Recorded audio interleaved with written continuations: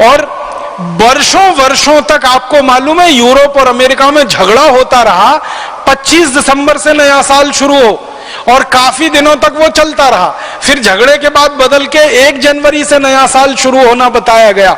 अब 1 जनवरी से उनके यहाँ नया साल शुरू होता है, उसके पीछे का कारण पूछो, कुछ कारण नहीं मालूम है कि 1 जनवरी को ही नया साल क्यों होता है, 15 जनवरी को क्यों नहीं हो सकता, 20 को क्यों नहीं हो सकता, या मार्च में क्यों नहीं हो सकता, अप्रैल में क्यों नहीं हो सकता।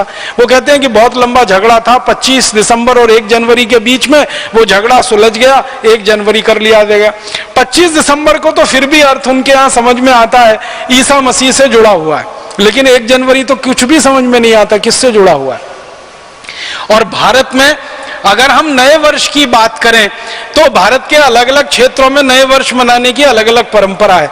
जैसे आसाम में नया वर्ष बिहू से शुरू होता है, तो बिहू का कोई गहरा अर्थ है हमारे समाज जीवन में, हमारे राष्ट्र जीवन में। बिहू के पीछे पूरी संस्कृति है और पूरी की पूरी सभ्यता का दर्शन है, इसके लिए बिहू है और उसके साथ नए वर्ष की शुरुआत है।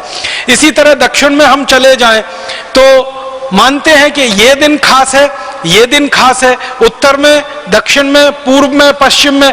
अब ये पश्चिम भारत में गुजरात के लोगों के लिए बहुत महत्व का दिन है, दीपावली वाला। तो दीपावली के अगले दिन से वो नए वर्ष की शुरुआत मानते हैं, क्योंकि व्यापार के हिसाब से वो उनका सारा हिसाब है। तो हर जगह भारत में नया वर्ष है, वो चाहे तमिलनाडु का हो, चाहे आसाम का हो, गुजरात का हो, या हमारे इधर लोहड़ी होती है पंजाब में, लोहड़ी से नए वर्ष की शुरुआत मानी जाती है। तो सब जगह कुछ ना कुछ विशेष आधार है और उसके पीछे पूरा दर्शन है।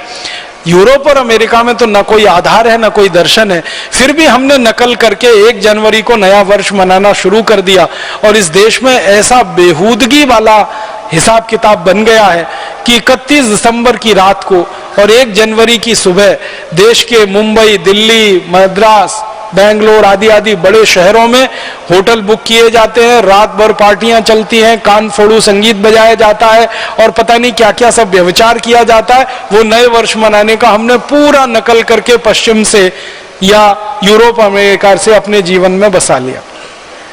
हमारे यहाँ के जो क्षेत्र के हिसाब से और हमारे देश के जाति समूहों के हिसाब से नए वर्ष के जो गणन थे या जो उनकी गणनाएं थी, वो सब हम भूलते चले गए और सब कुछ हम डूबते चले गए विदेश से आए हुए इस दर्शन में। इसी में और मुझे ऐसा लगता है कि हमने भुला दिया कि इस देश की काल गणना पंचांग के हिसाब से जो चलती है वो प्रकृति के हिसाब से है और संपूर्ण वैज्ञानिक है।